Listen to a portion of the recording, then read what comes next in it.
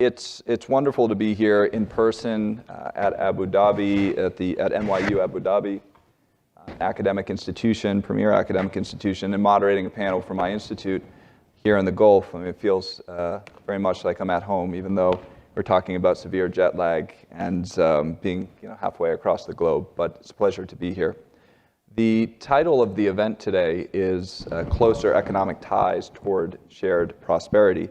It doesn't have a question mark, but I'm going to suggest that we should maybe put a question mark into that title, because any serious debate on this subject, and one that I hope we'll have today, about regional cooperation and shared prosperity, has to consider whether in fact these are key objectives at the moment, and if they are, how feasible they are likely to be. In our search for answers, context is extremely important, and we know in 2020, the coronavirus pandemic forced regional states to take a very hard look at their domestic economies and to address domestic concerns. As a government, your sense of stability is going to be rattled if oil prices drop precipitously, and your economy still depends overwhelmingly on oil and gas, or in particular, your public sector revenues, more so than your economy as a whole. But even in the years leading up to 2020, it's hard to say that those years witnessed an unprecedented level of regional cooperation. And we could name and think of a few incidences to that effect. 2021 was all about economic recovery, which is largely a domestically oriented process. And now we're in 2022. We've seen higher growth, high but fluctuating energy prices, and more financial resources coming into government coffers. So things are starting to change, in some respects, potentially for the better in terms of regional cooperation and shared prosperity. Now, of course, a number of other developments have happened over the past couple of years that also support regional economic cooperation. The reconciliation with Qatar, the normalization with Israel, the greater engagement with Iraq. We've mentioned and touched upon all of these topics and issues in earlier panels. Also, new initiatives like the Middle East Green Initiative. These are just to name a few. The Expo in Dubai and also the World Cup, which is due to take off and begin shortly, are additional reasons for regional pride and opportunities for regional cooperation. And with improved economic and fiscal conditions in the Gulf, we're starting to see some familiar forms of economic statecraft, whether that's financial support for Egypt or Saudi Arabia creating new regional investment offices across the region. But the big question remains, how sticky are these forms of cooperation? Are they only going to occur during the good economic times? And I would be willing to say that if you dig down into most examples of recent regional economic cooperation, you very quickly hit cold, hard national interests.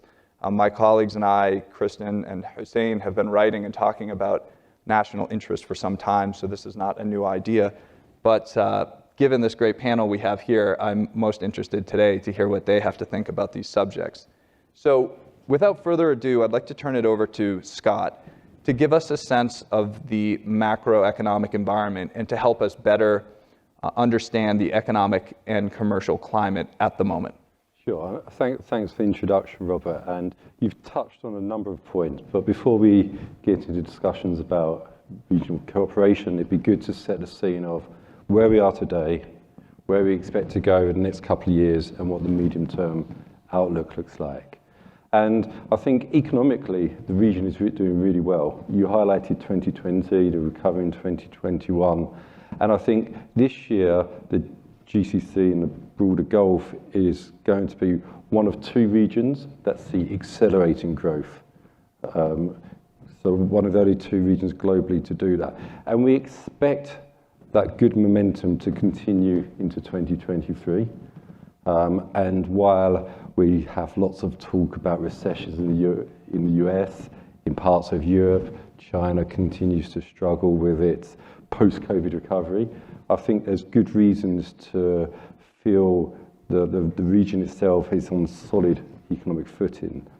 And if you look at just some of the factors that drive what's going on. Clearly, oil is important, and a lot of the growth been driven this year has been the rebound in oil production. Oil production is going to cloud the headlines next year, so we're likely to see growth slowing from 7-8% in the UAE, Saudi Arabia, to around 2% next year. But that's largely an oil production story. The OPEC plus production cuts to try and keep oil above $90 a barrel, it's going to mean production is pretty much flat next year compared to this year. But if we look at the non-oil economy, which is most comparable with the rest of the world, we still expect growth of around 3 to 4% next year, which is solid. And if we look at some of the factors, clearly the Gulf is enduring some of the headwinds we've seen in the rest of the world. Inflation's risen, although not to the degrees we've seen in the US and the Eurozone, partly due to government policy, partly the role of administered prices smoothing through the volatility. We've had a significant rise in interest rates. Most of the Gulf is pegged against the US dollar. So what the central banks do here is have to largely follow what the Federal Reserve does. So we're likely to see over 4% increase in interest rates over the next couple of years, which will be a headwind on private consumption, private investment, and dampen things down. And then clearly, if the US and Europe do fall into recession, that's going to affect export-oriented sectors, including travel and tourism. So they are headwinds, but they're not biting as hard. I mentioned OPEC plus earlier. If they manage to keep oil above $90 a barrel, then the countries of the region can pursue and continue to pursue quite aggressively its growth and diversification policies. And that includes lots of investment in new sectors, really ramping up the non-oil economy. That's accompanied with policies to improve the investment environment, improve livability, so really attracting investment and talent, and making that a strength, and making that an advantage, and taking advantage of some of the weaknesses and the trials and tribulations we're seeing in the rest of the world. As you mentioned, Robert, a lot of that is national focused, a lot of it is domestically driven. And to a degree at the moment, that's fine. There's a lot of growth potential in non-oil economies to be achieved, to be realized before people become too threatened. And there is ongoing coordination, cooperation. I mentioned OPEC Plus, clearly that's the big one, and it's a good example. But there's examples of cooperation around food security, the energy outlook, bits of travel and tourism. You could say Qatar World Cup is a good example of cooperation, given how much Dubai is going to benefit from the World Cup. But I think a lot of that cooperation probably comes out of necessity rather than opportunity, and really is a need. And I guess just to wrap up with a concern around the outlook in which may dissuade from this positive environment that really generates strong growth in the non-oil sector, is what we call vision competition. The countries of the region are trying to do the same thing. And if the leaders view that as a zero-sum game, i.e. UAE's benefit is Saudi's loss, then that can lead to some kind of anti-competitive, blockading kind of policies, which we've seen a little bit already. Saudi imposed tariffs on UAE exports, the whole regional headquarters push. And while some of this is understandable, and at the moment I'm not too alarmed, that is probably something you have to watch to make sure it's not too combative and there's an attitude that a rising tide floats all ships. I think that's right, and we're going to get back to that after the opening remarks and specifically look at the UAE and Saudi Arabia and some of the competitive dynamics. Maybe just one quick follow-on. Of course, we're all going to be looking very closely at energy prices as we wrap up the year and go into 2023. But beyond energy prices, what are some of the other potential economic vulnerabilities that you see as we head into 2023? You mentioned a little bit about headwinds, but what are you most worried about? The things I'm probably most worried about, and it varies slightly across countries, and some of this will play out over longer term. So clearly a recession is going to hit tourism, and how deep that recession is, affects tourism and could bite hard. Clearly, the countries of the region are hoping all this domestic support, which they should be doing, translates into private sector involvement, predominantly foreign, but private sector broadly. And clearly, the greater difficulties are in the rest of the world, the bigger risk to that private sector involvement there becomes. And then you create a situation whether there's kind of policy fatigue, policy uncertainty, changing course, or raising the factors about vision competition. And what investors and talent's important, really needs security and certainty on the direction these countries are traveling. So rather than it being a big seismic shock, I'm slightly concerned that it could unravel if it doesn't follow the path that we're expecting at the moment. Okay, thank you. Since we're sitting here in Abu Dhabi in the UAE, it's a good opportunity to move over to John Arden and to ask you how a country like the UAE is balancing its economic, political, and diplomatic interests with respect to regional cooperation. Thank you, Robert, and thank you, Arab Gulf States Institute in Washington, for this opportunity. I agree with quite a bit of what Scott said, but let me also differ a bit too. Anyway, Ambassador Silliman always says that I challenge most of the things that is said around, so I want to live up to my reputation. I mean, it's not rocket science, whatever the UAE is doing. The whole idea of trying to link the economic and the diplomatic and the security dynamics is now very evident in the UAE. And that's very clear in the UAE's strategic pillars. The Foreign Ministry has 4 strategic pillars. One is regional stability. The second is people. 3 is prosperity. And 4 is an active global responsibility. I think we're beginning to see a lot of those things take shape in what the UAE is doing.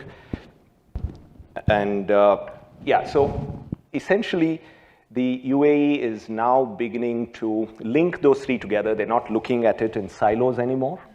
And this dynamic is going to take a much more of a positive and a proactive direction, simply because the world is much more interconnected than it ever was.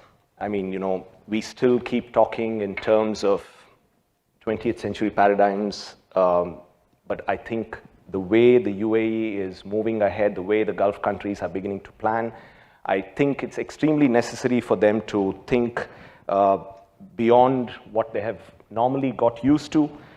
They are beginning to look at ways in which they can build into the new world system. I think there's basically, it's not just a new world order, it's a new world disorder. And they're trying to position themselves in this in this new,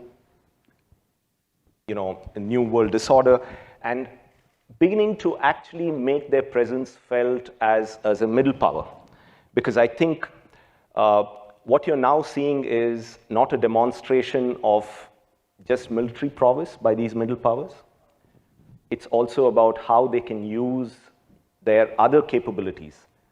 Technology as a factor, capital as a factor, connectivity as a factor. And I think they're challenging established norms. And this is where their whole idea of trying to analyze what happened during the first 50 years and how they want to fashion themselves over the next 50 years is coming into play.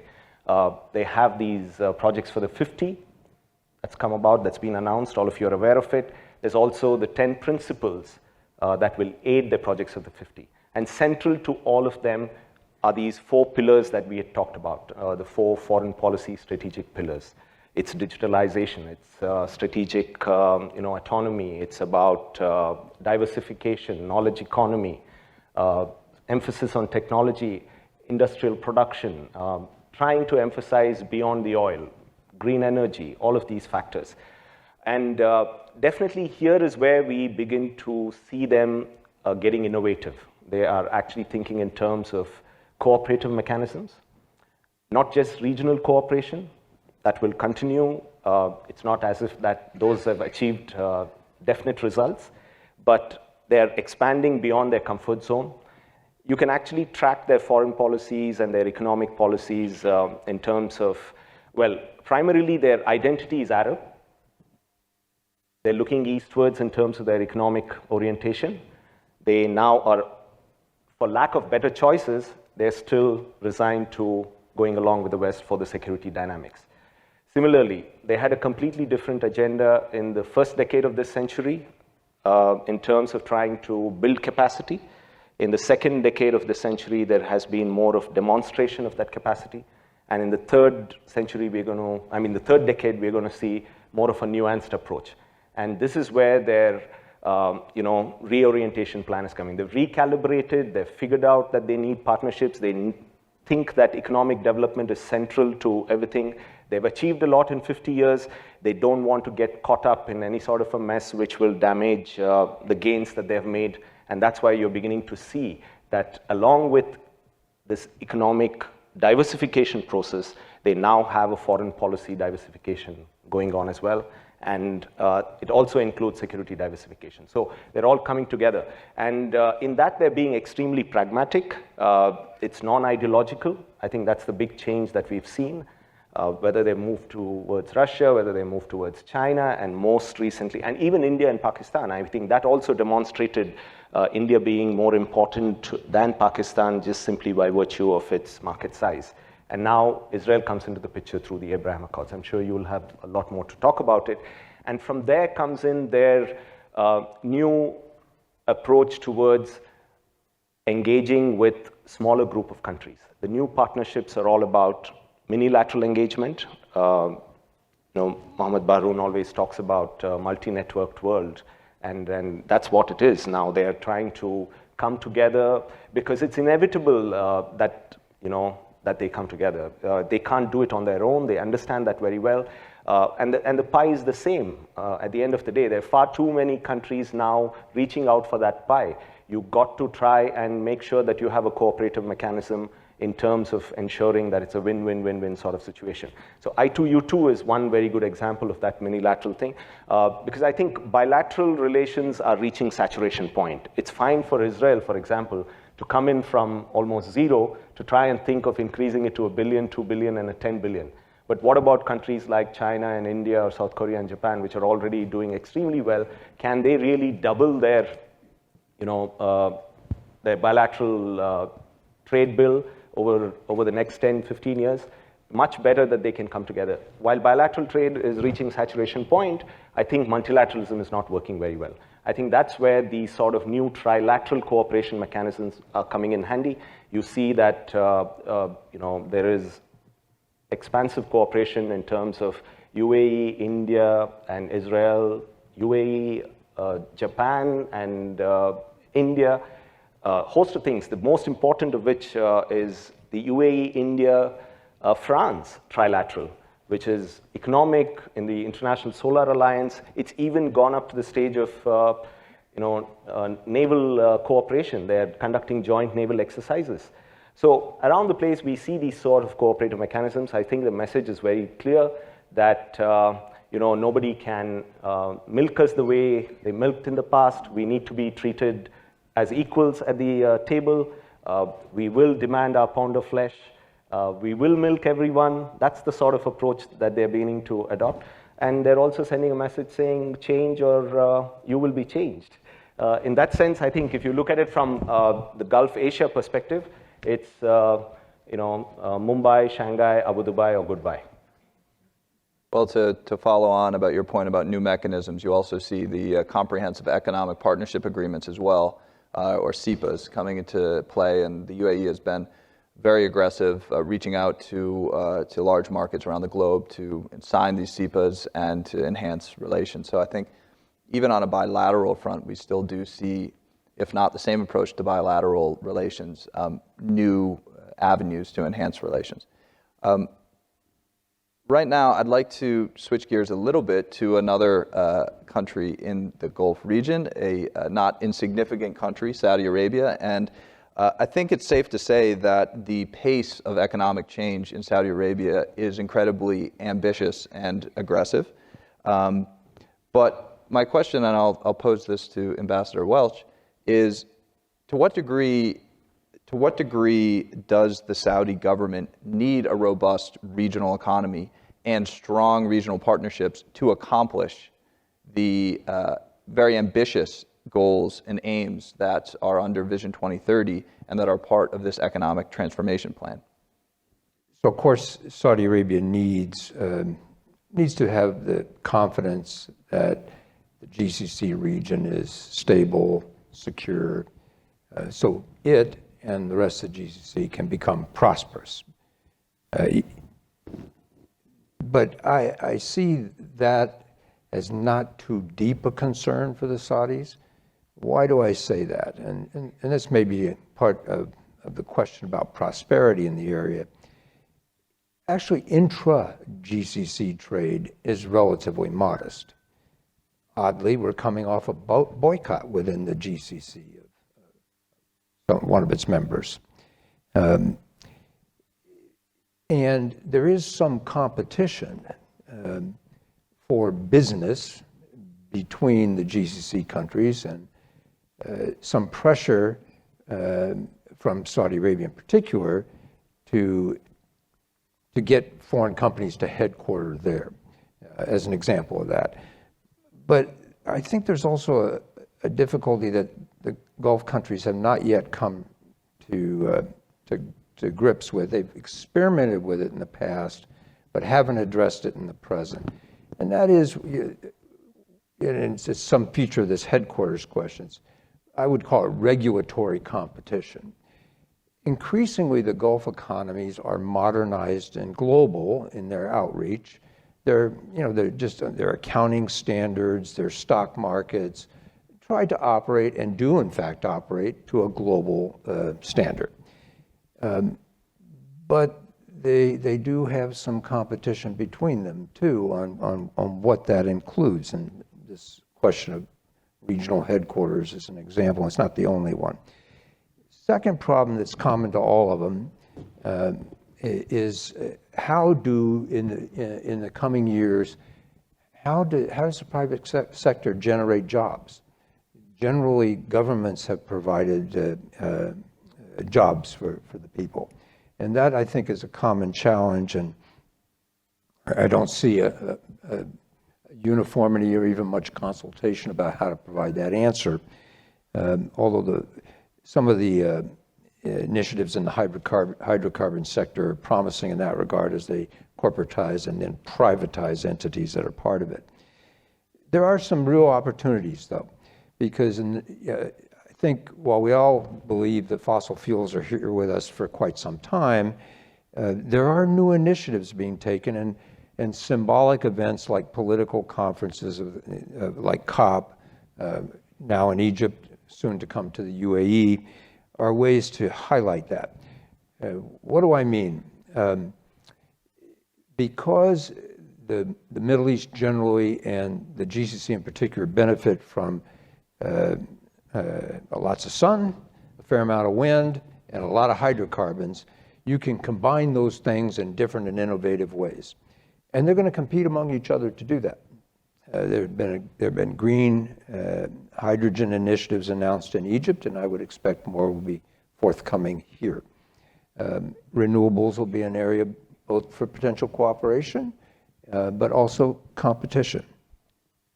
And I think that, as they make decisions there, that's going to have a global impact.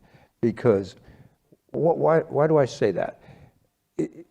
I think we're going to see more progress more quickly on the supply side of those green initiatives. Hydrogen is a good example. In the Inflation Reduction Act in the United States, there are tax incentives for carbon capture and hydrogen development. But there are not the equivalent demand-side initiatives on a governmental level internationally. For example, carbon pricing does not exist uniformly globally, and certainly within some countries doesn't exist at all. That's how you influence demand for these greener products. And unless you get a balance of that, it's going to mean it makes the economic decisions for investors much harder. Again, I don't see cooperation among the producers advancing as rapidly as it potentially could, given their market share possibilities. It's really, if I were in that business on their side, I'd say this is an area where I could get ahead pretty quickly. Yeah, well, I think it's quite clear to me that the focus in Saudi Arabia is not the primary focus behind the economic transformation, is not necessarily expressed in terms of regional cooperation, or at least cooperation with other GCC states. You see a little bit of that, but to Scott's point, he emphasized this in his opening remarks, there's a lot of room to grow within Saudi Arabia, and in many respects, that's the low-hanging fruit of economic development, so we see a lot of efforts in that respect. But then the longer-term strategies and initiatives, many of them are looking well beyond the GCC region to other global players. So with that, I want to bring Ksenia into the conversation here and ask about your view of the state of Gulf-Israel relations. Of course, there was a honeymoon period in the early days, a lot of excitement, a lot of buzz, a lot of MOUs, but in what areas have these, has this buzz kind of materialized into something substantial and genuine? And what areas do you think it's fallen short and might need a reinvigoration? Shalom, salam. It's great to be here. Thank you, Robert, for this question. I will start with the good news and then talk about the shortcomings and some recommendations that we have in regards to this process. Well, first of all, I have to tell you that I feel that we are still on our honeymoon. It's a long honeymoon, and it's a great thing. When I go to my local supermarket in Israel and I find their sweets produced in UAE, specifically halwa, this is something that, well, you cannot miss it. You cannot miss the excitement. You cannot miss the realization of the dream that Israel, that for so long have been an island, isolated from the rest of the Middle East, is finally becoming more of a partner to countries such as UAE, Bahrain, Morocco, and also other countries with whom we either have cold peace relations, but they're becoming hotter due to the positive dynamics of the Abraham Accords, also in the economic sense.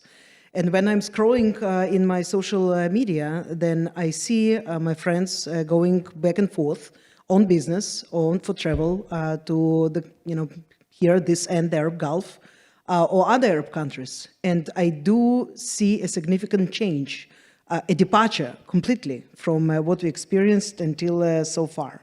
We are discussing security in this forum, and in my humble opinion, well, we do not underestimate, never, the ability to defend ourselves, our armed force, our cooperation in field of hard security and defense with our partners, whether it's the US or the countries here in the Gulf. The day-to-day security is actually built from these little things, from the exchange, from the people-to-people relations, from having a normal economic development and MOUs and cooperation.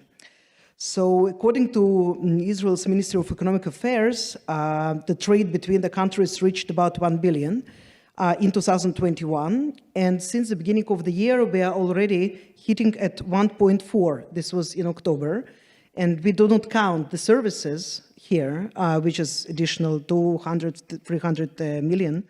And also military exports, which of course, combine a big chunk of what there are, but this is a concealed information that we can only assume, how much it is, and anyhow it's not included here. Just to give you a comparison, our bilateral trade with Russia before the war stood on 2.5 billion. And of course, we are talking about a larger country and a larger potential that was never fulfilled. So I do believe, and I'm looking at the estimates that show, the prognosis of doubling our trade next year and hitting about 5 billion in 2025. Well, again, this is a prognosis that were published in the beginning of the year, before the recession, before the war in Ukraine, before the current crisis in the Israeli high-tech economy. And still, I think that we can surely, experience this optimism rightfully, so this is on the positive side.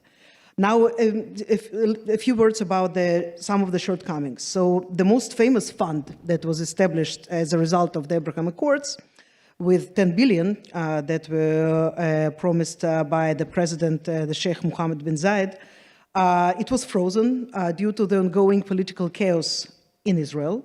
5 elections in 3 years. It's not not ideal conditions to any solid progress whatsoever. It had not yet begun funding serious investment opportunities in Israel, although the freeze was lifted in the beginning of 2022. While Israel likes to brandish it as a startup nation, it seems that the Emirati investments has been quite low in this regard. It was hinted more than a few times to Israelis who were seeking investments here that the UAE is looking to invest more in major infrastructure projects, and there is less interest, at least so far, in the startups. Perhaps this is something that will change, but for now we haven't seen any of that. Another fund, a $3 billion fund that was also announced by the United States in private sector investment and regional cooperation has gone quiet, so not much words on that. The Emirati port giant DP submitted a tender to operate the Haifa port as part of its privatization process, but eventually withdrew from it. There are dozens of MOUs, as you rightly mentioned, that were signed in 2021, 40 MOUs and more agreements, too many to count. Similar amount, more or less, in the beginning of 2022. However, when we check, which MOUs did progress over the time, then we find out that many of them exist, mostly in the paper. There are interesting and challenging initiatives that are being discussed currently, such as an offshore airport in Israel to ease off the pressure from the only international airport that is available in the central Israel, the Ben Gurion airport, and also even a new offshore Tel Aviv neighborhood. However, for now, these discussions only, again, they exist in the paper. I can definitely tell you that there is a feeling in the business community in Israel and also in governmental agencies that there is vast potential, specifically, when we are talking about Israel-UAE relations, and not less so, perhaps, with some other countries here in the region. It is, however, also, there is this feeling that the governments on both sides should invest much more in order to open up these opportunities, to make a bridge between the countries in regards to the business conduct. It is very different on both sides. And in regards to the Israeli expectations, well, I can tell you that I've been in touch to more than one Israeli delegations that returned from Abu Dhabi or Manama, and to their astonishment, they found out that the money doesn't grow on trees here. And this is something that, again, you have to come to grips, to some Fata Morgana dreams that were nurtured during the last few years. The Negev Summit, the Negev Initiative this spring was a wonderful example of how the countries in the region can get together in order to establish mechanisms, in order to promote long-term initiatives in infrastructure, climate change, economy, and indeed turn the specific bilateral relations into a multilateral structure that can serve not only Israel, UAE, Bahrain, but also veteran partners of Israel in the Middle East, Jordan and Egypt, our immediate neighbors, as well as the Palestinians. We do not know how this initiative will go on, with the new government. We don't know the comprise of the new government yet. I know that, the Atlantic Council, with which I'm associated, is now working on this wonderful N7 initiative, which is exactly, designed to put that, to to advance the relations, the existing relations, and to create new bonds between the partners on the various sides, and to indeed take this as a pillar of our regional security. Just to end this, I can tell you again, to evoke some optimism in the crowd, that after dozens of years of cold peace, in which the economic parameters were non-existent, I'm looking at our relations with Egypt. We do feel that since 2020, also with Egypt, also with Jordan, we are looking at this, spectacular agreement that was signed now in Egypt between Jordan, UAE, and Israel, the energy for water. This is something that, again, we are looking for years from now, for it to operate and to fulfill its potential. This, in my assessment, is only the beginning. And with all of the difficulties, specifically, this year with the war in Ukraine and global recession and so on, there are many challenges. However, since we are building ourselves from nothing, since we are starting from zero, you can build a lot, because you are not going into something that is an existing building. You have some structure, you have to fill it with substance, and this is exactly what is happening right now. John Arden, from a UAE perspective, how are you perceiving the state of Israel-UAE relations? And if you want, you can also give us an idea of where you see the broader Israel-Gulf relations heading. But I'm curious if this view that Ksenia gave us resonates with you here in the UAE. I think, I generally agree with what Ksenia said just now, because it's still a honeymoon period. I don't think, despite the political problems that we begin to see every now and then, there is enough time, money, and energy that's been invested into this relationship. I don't think we are going to see a reversal of that anytime soon. I don't think they're worried about the change of government. I mean, they've already seen a couple of governments in the last few years, ever since the Abraham Accords has been signed. I don't think Netanyahu returning is going to shock them in any sense.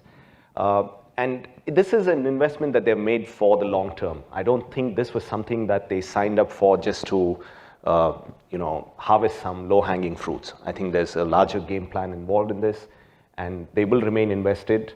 I think more than the governments being invested in this whole program, post-Abraham Accords, the private sector is gung-ho about it. I mean, we see a lot of movement of business people, movement of tourists. I think roughly about 500,000, 500,000 Israelis have visited the UAE in the last 2 years. We haven't seen the same in terms of, the Emiratis visiting Israel yet, but there are a whole lot of factors for that. But I think we will see more and more of this, and this is where these trilateral mechanisms are coming into play. I think we will see a lot of countries that are common friends of both the UAE and Israel, who will begin to work together, who will begin to see where their commonalities will bring to fruition things more than bring to some sort of a competition and confrontation. So I think it is a good investment, and we are not going to see too many reversals. There may be one step forward, two step backwards, but there's no completely stepping back from here.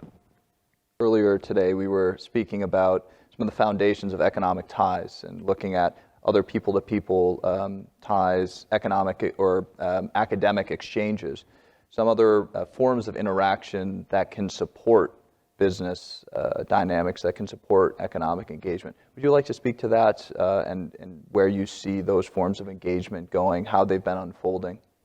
I would like specifically to underline the importance of the communication and cooperation in research and academic community. And I can tell you that, again, this is something that it's been happening already, but I think that we do need more push from the respective sides in order to make it happen.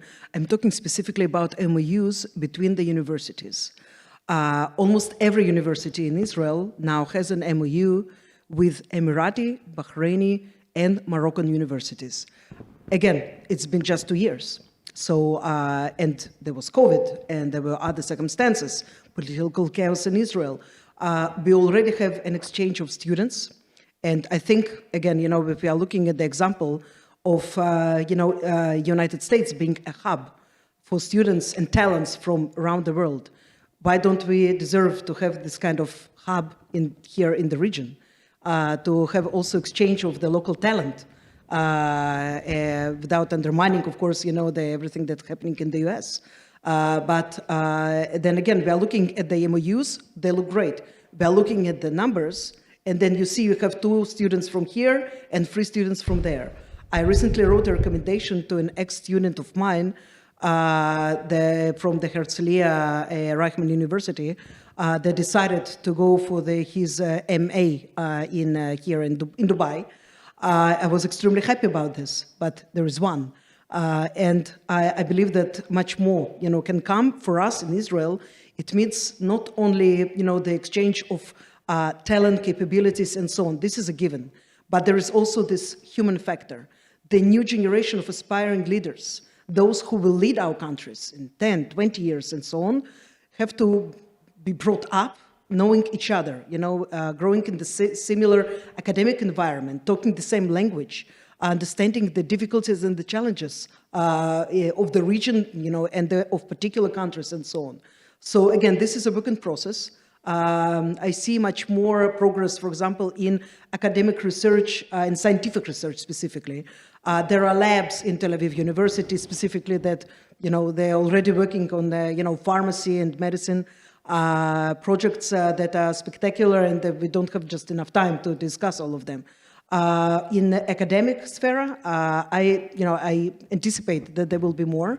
I think that all of us, we need a little bit, to push it forward and to put also time and attention also to that, not only to the, economic collaborations. Businessmen, they will find their way to each other. I strongly believe in that. Academics, maybe not so quickly as we would want to. Yeah, well, sitting in an academic institution here, academics like to take their time. There's no huge rush, especially if you're a tenured academic, and no urgency there. Let me switch gears a little bit and get back to a somewhat controversial topic, the competition between Saudi Arabia and the UAE. There is economic competition to the degree that you believe it's friendly competition or something a little bit more serious. We could have a long discussion about that, and maybe we will after this panel. I'd love to hear from those in the audience. But I mean, to what degree are overlapping economic development trajectories bound for friction? And where do you think there are areas for potential harmony, alignment, and cooperation? Does this story have a positive ending or a more negative one? I'm going to give Scott and Ambassador Welch first dibs on this, but I think this is an area that everyone up on this panel can contribute to. Your final question is a hard one to answer.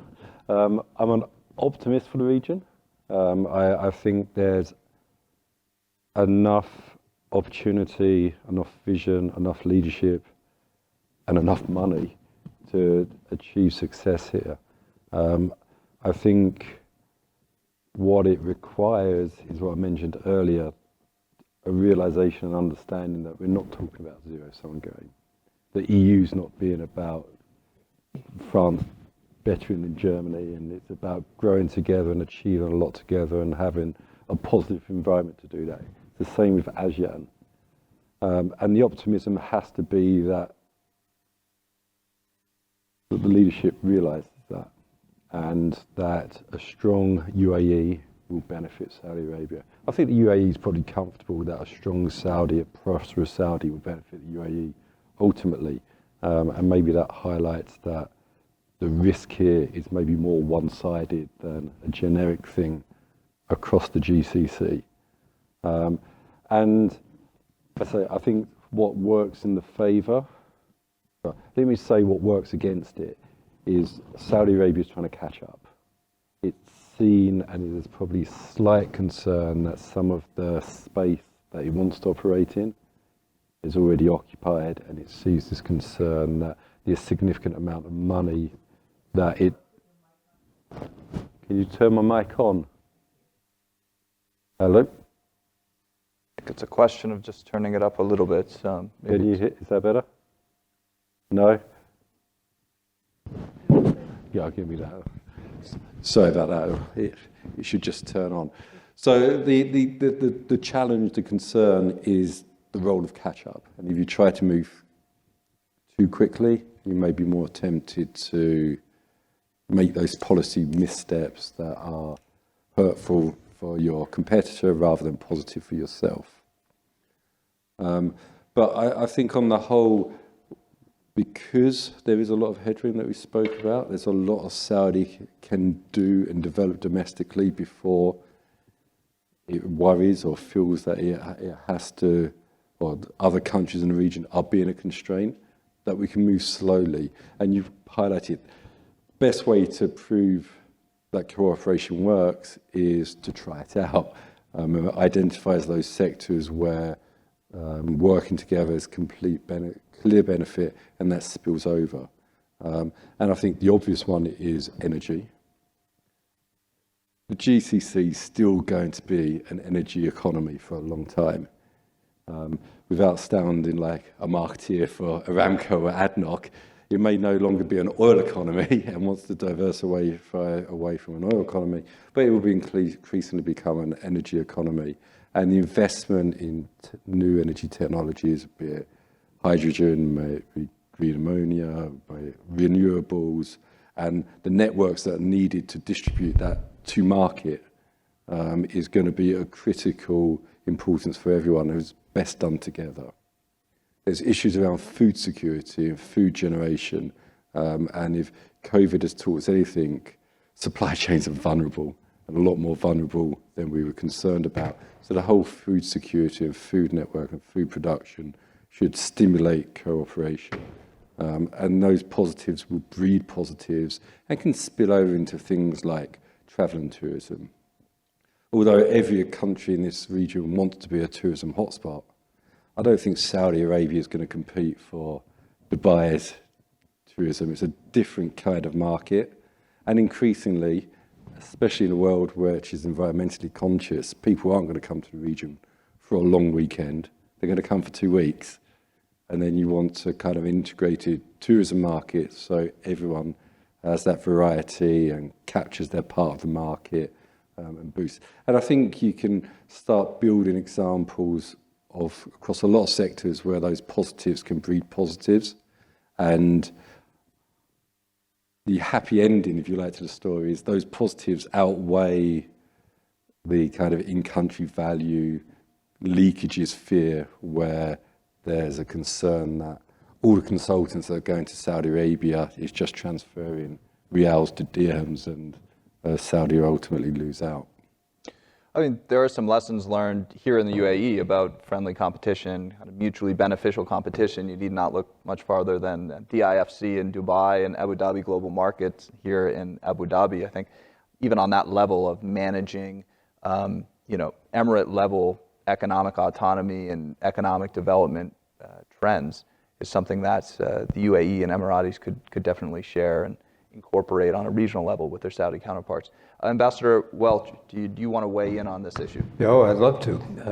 I'm in radical agreement and if anything, more optimistic. It's natural that Saudi Arabia has big weight. I mean, geographically, demographically, in resource terms, it's the larger country. And they have enormous influence now in the Arabian Peninsula, especially as their leadership transitions. But let's just take a step back for a second. This competition is actually, it's healthy. And let's not forget another competition that is out there. UAE became the federation it is in the early 70s? In the late 70s, we got the Islamic Republic of Iran. In the time period since, Saudi Arabia, the UAE, Kuwait, Bahrain, Qatar, and Oman have made enormous advances. And in the meantime, the Islamic Republic of Iran, it's got a lot of regional throw weight too, but it by comparison suffers very badly. I think what is going on now in the GCC it has its strains, But after all, these people manage the oil market. And if that isn't a hard job, tell me one that is. And they are managing that quite well. And they've got all kinds of security threats on their perimeter, and a pretty prepossessing one from Tehran. But they're leaving them in the dust in other respects. I think that's extremely healthy for how you look at the area, too.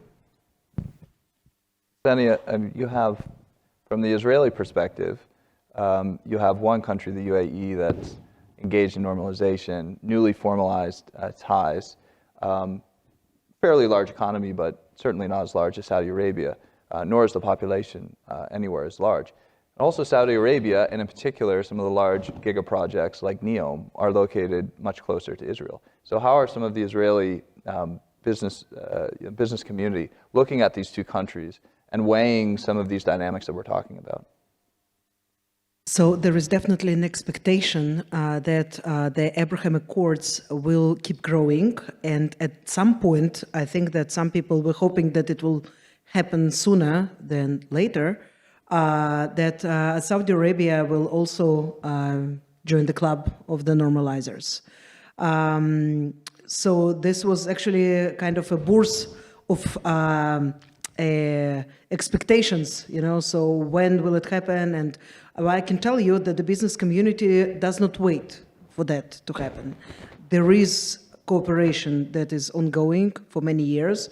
I can just recall, as a young journalist, I came across a story from the Saudi newspaper back in 2002 when some package of medical equipment was shipped from Israel via Cyprus to Saudi Arabia, and the labels were not changed. This was the practice these days, to change the labels on the box, and they were not changed. And then they found out that they were Israeli. Like, oh my God. And then, it was the first time that I was looking for the data and find out that, well, we do have economic relations with Saudi Arabia. It was modest, and most of it was concealed, but it was still, a few $1 million, at least 20 years ago. So today, it's grown. UAE is also serving as a bridge also to Saudi.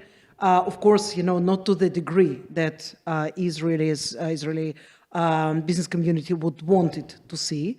And we have to live and just wait and see about, the future developments. But absolutely, so Israel is eyeing NEOM. It's being profiled in Israeli media many times. There is absolutely, there is understanding that it might become also an attraction for not only investments, but also for Israeli tourists, if it will be open to them. And from the, unbelievable success of not only, Dubai, which was always an attraction, for the Israelis, but also Abu Dhabi has a chunk, for this tourism stream. We can only imagine, how it will look like. However, I will just have to pour some cold water on this. I do not see any of this happening in the close time, in the close range, immediate range. So, the ongoing cooperation will continue. The security cooperation certainly will grow and extend. This is the expectation. This is what we see on the ground. However, there are a number of issues that are coming in the way. And one of them, of course, the tensions and the continuing ongoing Palestinian-Israeli conflict, which is not going anyway, and it might aggravate basically in any moment. And the other issue is, of course, the domestic environment in Saudi, which is something that was mentioned to us many times in discreet conversations by Saudi officials that, we still have to wait for this, and this is something that we can prepare for, but not realize it immediately.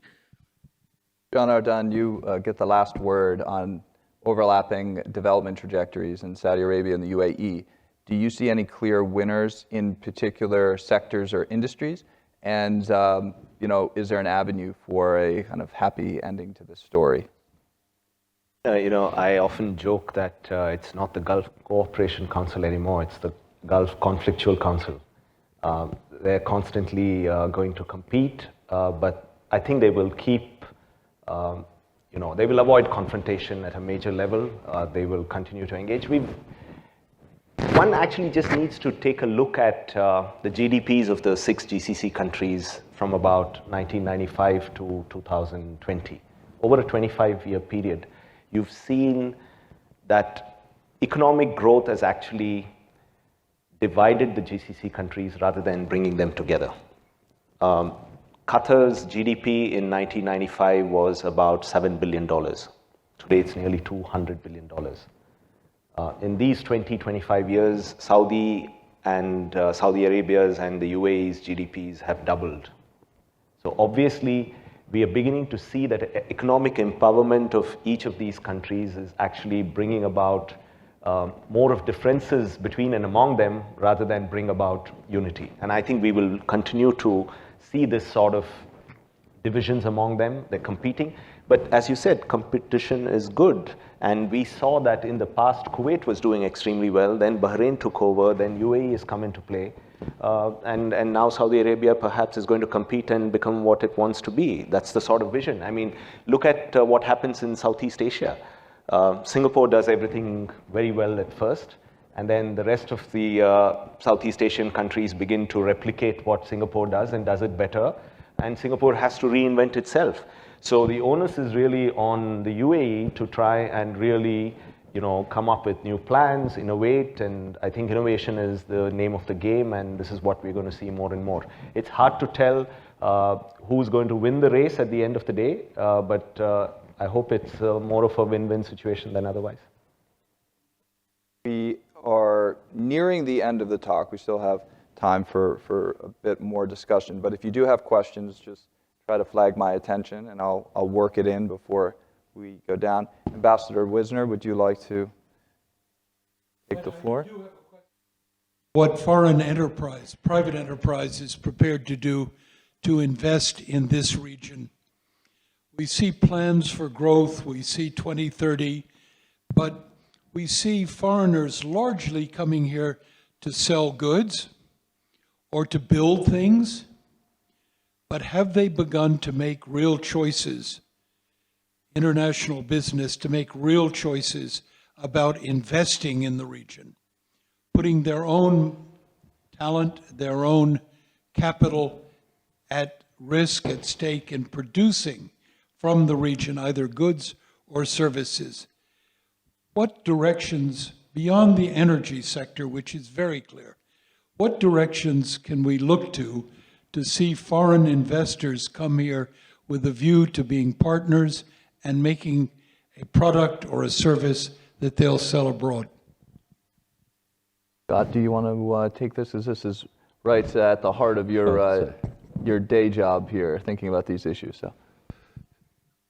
Well, absolutely. And I think in answering your question, and it's become quite clear with the UAE strategy, you need to distinguish between investment and people. And when you're talking about investment, that was typically investing in manufacturing, taking advantage of low-cost labor, globalization, which was never the region's strength. So they need to... I think there's been some flip around, and whether it's the UAE, where you see it's going on NEOM, it's about attracting people and attracting people to invest and be invested in these countries, whether that's buying property, whether that's putting their pension in DIFC instead of sending it back to the UK or the States, whether that's thinking you can have a career and a life here rather than just come and earn some money for 3 years and have some fun, don't pay any tax, and then go. So you've got this churn. And I think that's all changing. And clearly my perspective is much more UAE, but you see the demand from schools not being 5 to 11, but 5 to 18. You see increasingly, or just people you meet at a coffee shop or the pub or wherever, and they've been here planning for 2 years, but been here for a decade. And once you start to retain those investments and make it attractive, then that's what you build up for. And you build the talent that comes. That can be digital IT, that could be creative industries. Technology is moving in a way that allows that to happen. So with robotization, with AI and stuff, you don't need the low-cost, broad workforce.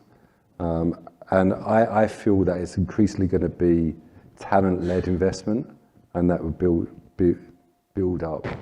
And in order for firms to invest here, firms hate uncertainty. And I think some of the countries of the region have a slightly questionable reputation about announcing what they're going to do, sticking to what they're going to do, and following through.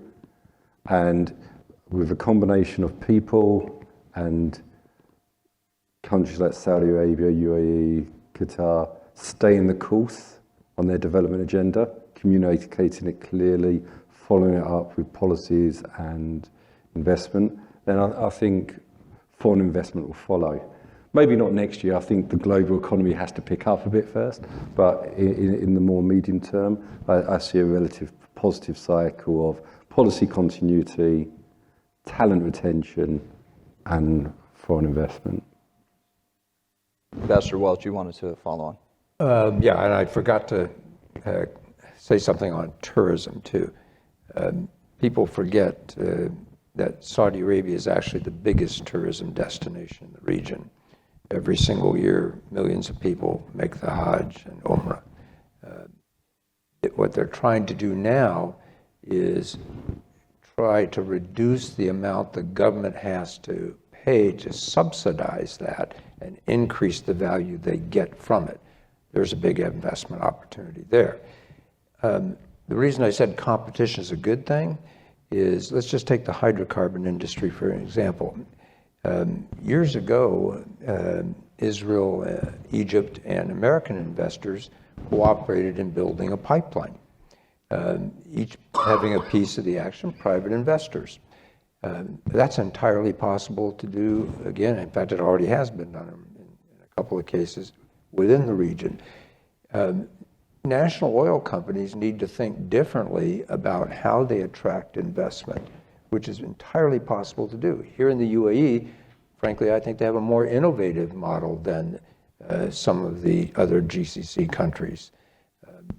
Because as they take parts of the ADNOC empire and privatize it, that attracts foreign investment. That brings in, and that generates more activity. The jobs typically are not as voluminous as they are in tourism, for example, but they exist, and the dollars come in. That changes your whole capital account. Yeah, and just to follow on Scott's point about uncertainty and regulatory uncertainty. I mean, what I hear a lot from firms, especially American firms, is that they're having a hard time seeing a way to make a profitable business plan over the long term in Saudi Arabia. A number of smaller firms and those able to provide professional services to support the government's plans and government departments and investment agencies and the like, they are very excited and eager about the activity in Saudi Arabia because they're making a tremendous amount of money doing so. Some firms that are operating in established lower risk sectors like the entertainment sector. I mean, movie firms setting up movie theaters, that's a no-brainer. Firms providing other forms of services for entertainment, there's a large domestic population there, and there's significant demand for more entertainment. That's a no-brainer. There's a clear path to profit there. But some of the other firms, it's harder to see, and this is the message we're getting. And a lot of this, to my mind, comes back to regulatory uncertainty. Here in the UAE, you have a varied regulatory environment because of a number of different free zones, but there's consistency.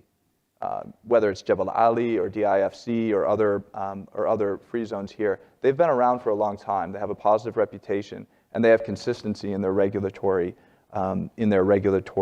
frameworks. What Saudi Arabia is trying to do now is to create everything from scratch. And we've mentioned this a couple of times up on the panel, but firms don't like uncertainty. They like consistency.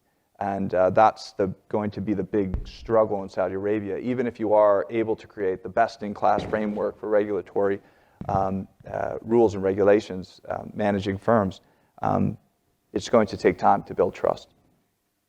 So, I can just yes, please jump in. Just to answer Ambassador Wisner's question. it's basically, they're doing a lot in terms of changing the dynamics. As an expatriate here, I observe that the rules of engagement are constantly changing.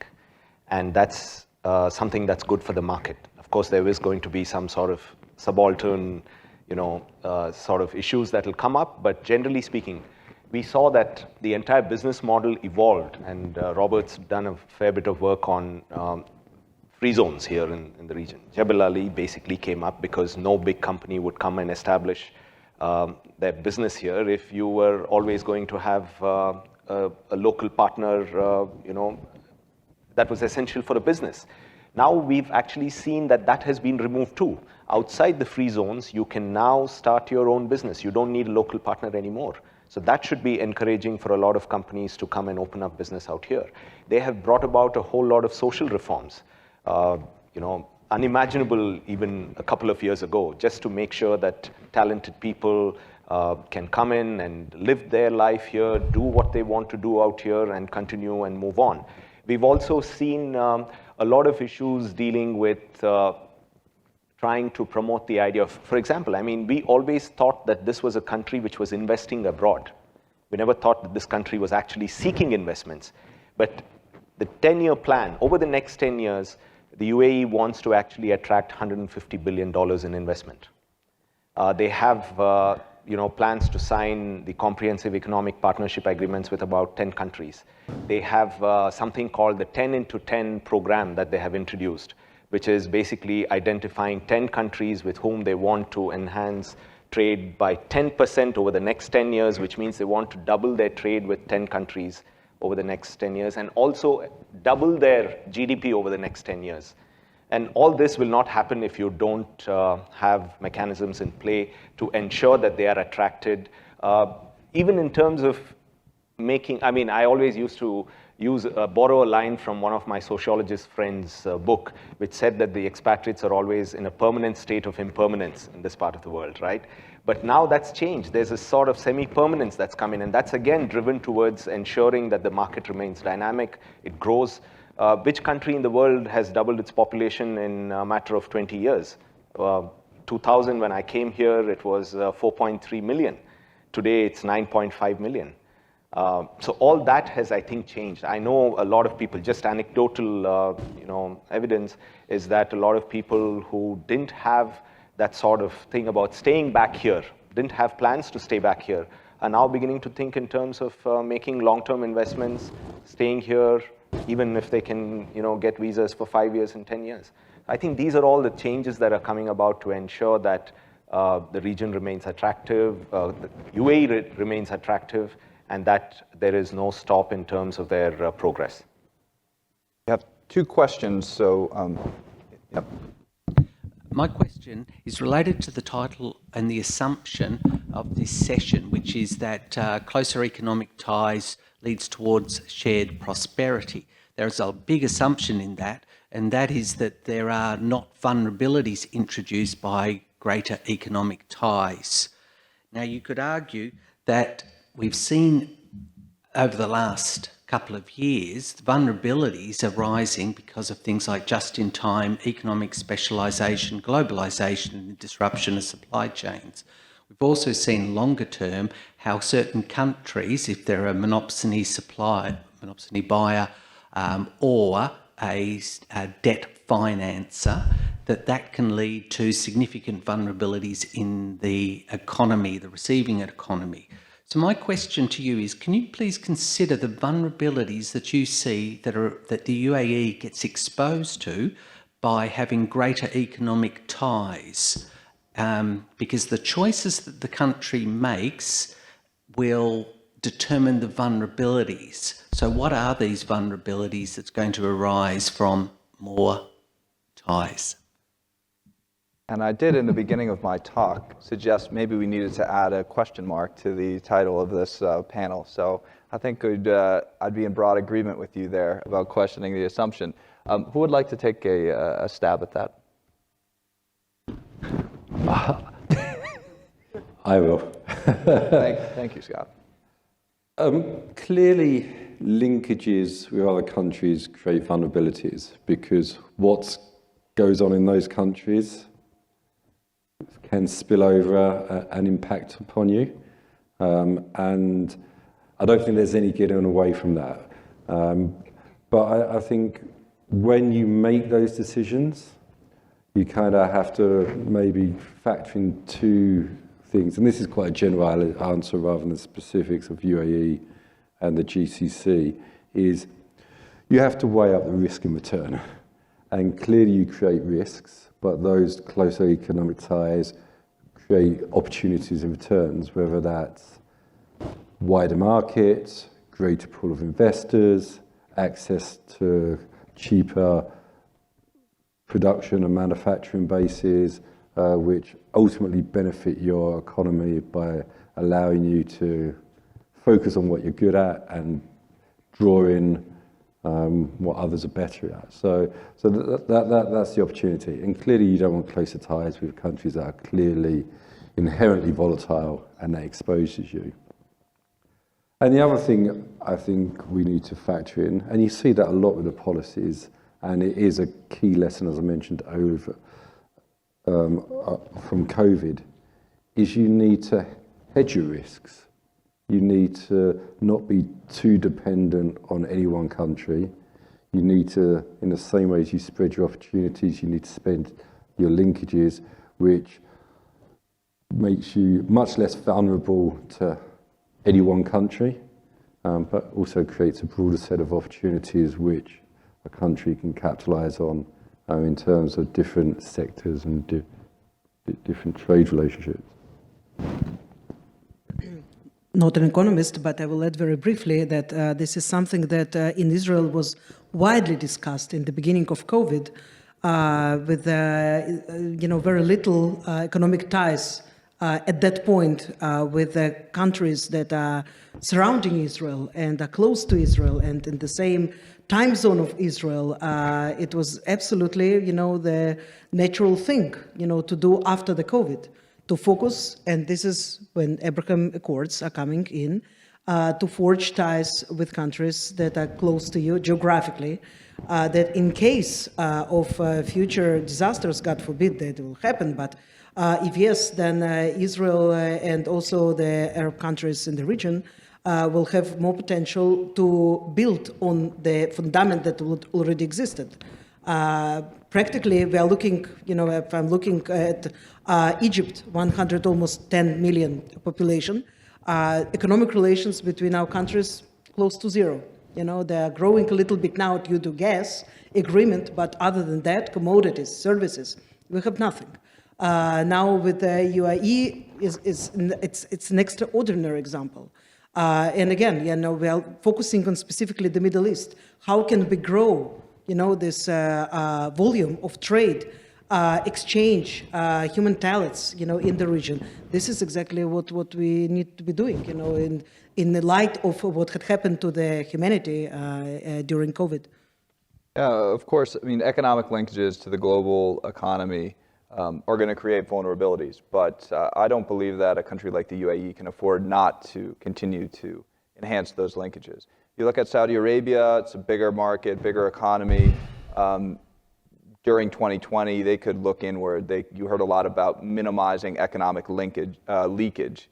That's something that can sustain the economy, domestic tourism, some other ways of recycling capital through the economy. It can sustain the economy for some time, but even in Saudi Arabia, eventually it's not going to last forever. So, yeah, I think the UAE though is in a different situation. I can't afford not to look at those linkages. But again, I mean, sorry to butt in, but Please. I can think of two vulnerabilities.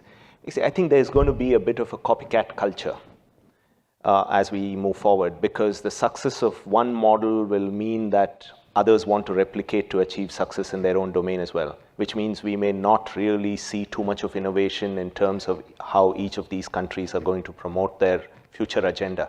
They think the best way forward is to develop the same sort of models. I don't know if we can continue to ensure that an Emirates, Etihad, a Qatar Airways, and a Saudi Airways, and maybe one more that will come up in the Maybe future. a Neom airline as well. RIA, is it? Well, RIA is the second national carrier, but then there are reports that there might be a Neom. Those came out in the I think media we're going as to well. see this sort of copycat culture. Tourism. Now Saudi Arabia wants to tap that as well. So I'm not too sure if that's a good thing. The second thing is also in terms of retaining of workforce may become extremely difficult for many entities in the region and for many countries in the region unless you really provide some sort of benefits, incentives. Because in the past, I remember many years ago, some of my friends told me that they got jobs in Saudi Arabia which offered 10 or 15% more than what their own countries or their employers offered, but they wouldn't take up those jobs simply because the social milieu was very different in Saudi Arabia. They didn't want to go there. But now, with all the social reforms coming about in Saudi Arabia, they may be more inclined to move there. So, people, I mean, Qatar is also booming in a sense. So they have more opportunities with a much more flexible social milieu. So other countries will also have to think in terms of how to manage these changes. We had one last question here. I think we have time for. Thank you. Okay, my questions are three, but very short. At the beginning of the year, we observed 3 visits of Iranians, like the president of Iran to Qatar, and they signed very important economic agreements, and the visits to UAE and Oman of the industry minister. Is there any progress in that, even with Oman, between Iran and Oman, or it was just political steps? Second question is as I know that the UAE companies are working in Saudi Arabia, in the projects of Saudi Arabia, means that UAE is a partner also, is not only in competition or rivalry. Is there any evaluation of how much UAE is there in partnership with Saudi in its projects? And as I know, the Dubai port is working in Jeddah Islamic port, and some others, but is there any evaluation? And concerning the ports, we see that Kuwait, Saudi Arabia, Oman, all of them, Qatar, are developing, extending, progress in their ports. Is really there is this vision of multi-big ports will come soon in the GCC, in competition in this site. Thank you. Thank you. We are just about running up against time, so I can very briefly answer the Oman-Iran question with just about one sentence, and then I'll leave it to the other panelists if they want to very briefly venture a remark or two on the other points. I think from my understanding, Iranian investment pledges in Oman have largely been very underwhelming. And if you speak to Omanis about that, there was hope that the Iranians would invest in Duqm Special Economic Zone, and very few of those investments have panned out. This is, of course, I'm talking about formal economic activity, not the informal trade, which is certainly going on and is an important part of the conversation, but a harder one to track. So I'll leave it there. We have maybe time for one remark, if anyone is willing to venture. I think what's happening with the GCC countries' engagement with Iran is interesting, and I think that's the lessons learned over the last 10 years, because we definitely had a period in the first decade of the century where there was a lot of investment in terms of rapprochement with Iran. But I think 2011, Arab Spring, and thereafter, those efforts at rapprochement diminished. We're now again in a phase where we are picking up the pieces from where the GCC countries left off 10, 12 years ago. And it's good. I think they've realized that you can, change history, but you can't change geography at the end of the day. This is the sort of zero problems policy that they want to follow. If they want their prosperity to continue, they realize that they need to mend fences with countries with whom they have problems. They will remain rivals. There will be competition, no doubt. I mean, even within the GCC fold and between the two sides of the Gulf, there will be competition, there will be friction, But I think you can be rivalry partners. We will see more and more of engagement. We will see more and more of cooperation while keeping the problems aside and without giving up and without making too many compromises on their core interests. Well, thank you. Yeah, and I guess in wrapping up, we started today talking about what security meant, and the consensus was you need to look at a domestic level, at a regional level, and at a global level. And I mean, we really ended the discussion in a similar fashion. We talked about the domestic economies of the region, then we looked at the region as a whole. We didn't have time in the hour and a half to talk about some of the global dynamics, looking at the I2U2 and some of the economic cooperation there, or the BRI as well, and looking at how some external and global partners influence these issues. But that's food for thought over dinner, perhaps. So thank you very much to all the panelists, and thanks to everyone watching here and virtually. So I'll turn it over to Raymond. Thank you all. Thank you very much. Thanks, Robert. Thank you, Scott, again. Thank you, Senya. Thank you, Janardan, Ambassador Welch, for being with us. Thank you, Robert, for excellent moderation. And to all of you who stayed with us through late afternoon, especially our very hardworking board members who have helped put us on the map here again in the UAE during this trip. As was mentioned earlier, all the panels have been recorded. They'll be made available on our website soon. And we'll have a detailed report also published in the next few weeks. So please stay tuned and visit us and sign up to our newsletter at agsw.org. And we look forward to seeing you again next year here. Thank you.